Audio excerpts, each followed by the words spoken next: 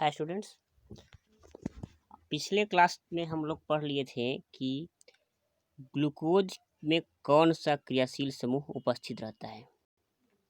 पिछले क्लास तक हम लोग ये क्वेश्चन पढ़ लिए थे कि ग्लूकोज में कौन सा क्रियाशील समूह उपस्थित रहता है। तो हम लोग क्या जाने थे कि एल्डिहाइड होता है। अब उसके बाद से हम लोग पढ़ते हैं। अगला चीज़ हमें पढ़ना है कि ग्लूकोज की खुली संरचना बनाएं। ग्लूकोज की खुली संरचना बनाएं। देखिए, तो ये जो स्ट्रक्चर सामने नज़र पड़ रहा है आप लोग को, ये ग्लूकोज की खुली संरचना है। देखिए ये वाला, ये ग्लूकोज की खुली संरचना है। अब रही बात कि संरचना को हम बनाएंगे कैसे, तो देखिए सबसे पहले हम करेंगे क्या कि पहले हम ग्लूकोज का हम लोग जानते हैं कि फार्मूला होता है C6H12O6। ग्लूकोज का फार्मूला क्या होता है? C6H12O6। तो हम करेंगे क्या कि सबसे पहले 6 कार्बन की एक श्रृंखला बनाएंगे। सबसे पहले 6 कार्बन की एक श्रृंखला बनाएंगे, ठीक है। और उसके बाद करेंगे क्या, जो यहाँ पे आपको नज़र पड़ रहा है कि 6 कार्बन का श्रृंखला है, 3 4 5 6। सबसे पहले 6 कार्बन की श्रृंखला बना देंगे। अब उसके बाद क्या करेंगे कि जो सबसे ऊपर वाला कार्बन है, जो सबसे ऊपर वाला कार्बन है, इसके पास हम एल्डिहाइड बनाएंगे, CHO बनाएंगे। मतलब सबसे ऊपर क्या करेंगे, CHO बनाएंगे। मतलब ग्लूकोज की स्ट्रक्चर कैसे हम बनाएंगे, इस चीज़ को हम बता रहे हैं कि किस हिसाब से उसको हम याद रखेंगे। तो सबसे पहले वाले कार्बन के पास क्या देंगे, CHO लिखेंगे। उसके बाद बचा 5 कार्बन। तो जो छठा कार्बन है, जो सबसे लास्ट वाला कार्बन है, इसके पास हम क्या देंगे, H2OH। ये दो चीज़ आप लोग को ध्यान रखना है। सबसे पहले वाले कार्बन को CHO और सबसे लास्ट वाले कार्बन के पास H2OH देना है, ठीक है। अब इसको कैसे हम करेंगे, तो OH का देखिए यहाँ पे लिखा हुआ है, OH का OH का कैसे लिखेंगे OH को, तो RLRR। मतलब R मतलब होगा राइट और L मतलब हो गया लेफ्ट। मतलब OH का पोजीशन कैसे जाएगा, राइट लेफ्ट राइट राइट। तो देखिए यहाँ पे क्या है, हम करेंगे क्या कि सबसे ऊपर CHO लिख देंगे। उसके बाद सबसे नीचे CH2OH। ये दो चीज़ आपको याद रखना है। उसके बाद जो 4 कार्बन बचा, तो हम OH को कैसे देंगे, राइट, देखिए लेफ्ट राइट राइट। OH दिया गया, राइट लेफ्ट राइट राइट। और बाकी जो इधर जो इसका मुक्त बंधन बचा, इस पर हम क्या दे देंगे, H। तो यहाँ पे H दे देंगे, यहाँ पे H दे देंगे। तो ये स्ट्रक्चर हमारा बन जाएगा किसका, ये स्ट्रक्चर हमारा बन जाएगा ग्लूकोज का, ठीक है दोस्तों। क्या हम किए, सबसे पहले ऊपर CHO, उसके बाद नीचे CH2OH। ये दो चीज़ याद रखना है। उसके बाद जो 4 कार्बन है, उसमें OH का क्रम कैसे जाएगा, तो राइट लेफ्ट राइट राइट। इस चीज़ को आपको ध्यान रखना है, right left right right. OH को डाल देंगे और बाकी जो बचेगा वहाँ पे क्या डाल देंगे, HH डाल देंगे। अब देखिए, अब कभी कभी क्वेश्चन पूछता है कि ग्लूकोज को और किस नाम से हम जानेंगे। तो देखिए बताइए, इसका UPSC नाम यदि पूछा जाए तो हम क्या करेंगे। एल्डिहाइड है तो अल्डो लिखेंगे, एल्डिहाइड है तो क्या लिखेंगे, अल्डो। और 6 कार्बन है तो हेक्सा, और लास्ट में क्या जोड़ेंगे, ओज, अल्डो हेक्सा ओज। या शॉर्ट में इसको कह सकते हैं अल्डो हेक्सोज, ठीक है ना। मतलब कि ग्लूकोज को अल्डो हेक्सोज भी कहा जाता है, अल्डो हेक्साओज भी कह सकते हैं या अल्डो हेक्सोज भी कह सकते हैं। यही हमारा अगला क्वेश्चन है। देखिए यहाँ पे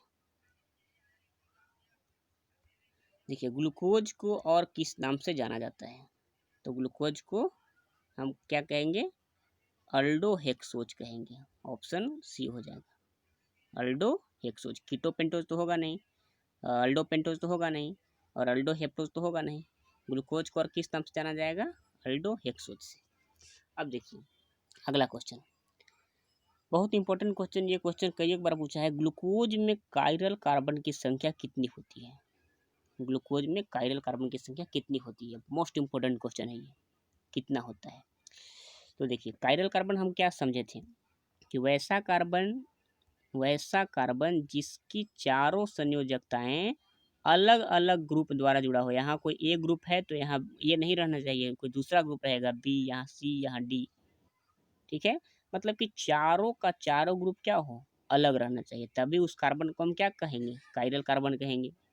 अब देखिए, अब ग्लूकोज में कायरल कार्बन हमें ढूंढना है तो सबसे पहले तो ग्लूकोज का स्ट्रक्चर हम देखेंगे, उसके बाद हमें पता चलेगा कि कितना कार्बन कायरल है।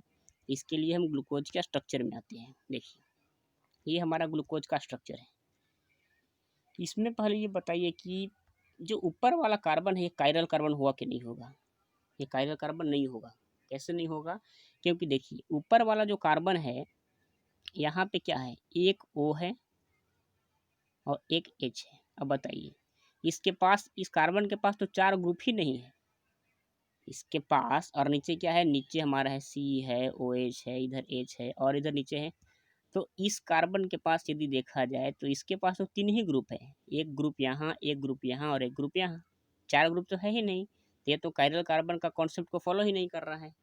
कायरल कार्बन कब होगा, जब चार ग्रुप रहना चाहिए, वो चारों का चारों अलग रहना चाहिए। इसके पास तो तीन ही ग्रुप है, इसीलिए ये हमारा कायरल कार्बन नहीं होगा। अब देखिए, अब एक हम यहाँ देखते हैं सबसे लास्ट कार्बन, इसको, इसके पास देखिए तो इसके पास क्या है, इसके पास दो H है। देखिए H2OH, मतलब कि क्या है, एक H यहाँ होगा, एक H यहाँ होगा और इधर क्या होगा, OH। H2OH मतलब एक H यहाँ, एक H यहाँ और एक OH यहाँ पर। अब देखिए H और H तो क्या हो गया, कॉमन हो गया। अलग रहना चाहिए लेकिन अलग तो नहीं है, ये दोनों कॉमन हो गया, इसीलिए ये कार्बन भी कायरल कार्बन नहीं होगा। तो कौन कौन नहीं हुआ, एक पहला कायरल कार्बन नहीं हुआ और एक छठा कायरल कार्बन नहीं हुआ। देखिए, एक पहला नहीं हुआ और एक छठा नहीं हुआ। अब बच्चा चार, ये चारों, इसको देखते हैं। देखिए, ये जो कार्बन है, इसको यदि हम देखें तो ये हो गया, इसको से जुड़ा हुआ पहला ग्रुप, ये दूसरा ग्रुप, ये तीसरा ग्रुप और ये बड़ा सा हो गया चौथा ग्रुप। अब बताइए, ये चारों अलग है कि नहीं है, ये चारों अलग है, इसीलिए ये कार्बन हमारा क्या हो गया, कायरल कार्बन। ये कार्बन हमारा क्या हो गया, कायरल कार्बन। तो कायरल कार्बन अभी एक पता चला है। अब देखिए, अब जरा इस कार्बन को देखते हैं, इस कार्बन को, इससे कौन कौन जुड़ा है। तो इससे देखिए एक ये जुड़ा है, एक ये जुड़ा है, एक इससे देखिए ये जुड़ा हुआ है बड़ा सा, और इससे एक ये जुड़ा हुआ है, देखिए बड़ा सा। अब ये चार ग्रुप जो इस कार्बन से जुड़ा है, देखिए चारों का चारों अलग है, H अलग है, OH अलग है, ये बड़ा सा अलग है, ये बड़ा सा अलग है, तो ये कार्बन भी कायरल हो गया। अब देखिए इसको, तो इस कार्बन को देखते हैं, तो इसको भी देखिए, ये एक ग्रुप, ये देखिए दूसरा ग्रुप अलग है, ये तीसरा ग्रुप ये भी अलग है और ये चौथा ग्रुप ये भी अलग है, मतलब ये कार्बन भी कायरल कार्बन हो गया। अब इसको देख लेते हैं ज़रा, इसको देखिए, ये पहला ग्रुप, ये दूसरा ग्रुप, ये तीसरा ग्रुप और ये ऊपर वाला चौथा ग्रुप, ये चारों ग्रुप भी अलग अलग है और ये और आगे है। तो मतलब ये कार्बन भी कायरल कार्बन हो गया। तो कौन कौन कार्बन कायरल कार्बन हुआ, ज़रा इस पर गौर कर लेते हैं। ये नहीं हुआ, ये नहीं हुआ, ये हुआ, ये हुआ, ये हुआ और ये हुआ। तो कितना कार्बन कायरल कार्बन हुआ, चार कार्बन। तो ग्लूकोज में कितना कायरल कार्बन होता है, चार कायरल कार्बन होता है। तो ये हमारा देखिए क्वेश्चन था, ग्लूकोज में कायरल कार्बन की संख्या बताएं, कितना होगा, चार। ग्लूकोज में कितना कार्बन होता है, चार कायरल कार्बन होता है। मोस्ट इंपोर्टेंट क्वेश्चन है, इसको हम ऑब्जेक्टिव के तौर पर ऐसे याद रखेंगे। अब देखिए, अब हम आते हैं फ्रक्टोज में। फ्रक्टोज में कौन सा क्रियाशील समूह उपस्थित होता है। तो फ्रक्टोज में क्या रहता है, कीटोन रहता है, CO। मतलब ग्लूकोज में क्रियाशील समूह के रूप में एल्डिहाइड रहेगा और फ्रक्टोज में क्रियाशील समूह के रूप में क्या रहेगा, कीटोन रहेगा। ठीक है। अब देखिए, ग्लूकोज फ्रक्टोज की खुली संरचना बनाएं। तो ये फ्रक्टोज की खुली संरचना हम लोग अब अगले वीडियो में समझेंगे। तब तक के लिए इस वीडियो को देखिए और ध्यान से इसको याद कीजिए। ये क्वेश्चन इंपॉर्टेंट है, इस क्वेश्चन को ध्यान रखिएगा कि कायरल कार्बन कितना होता है, चार होता है। ठीक है दोस्तों, धन्यवाद।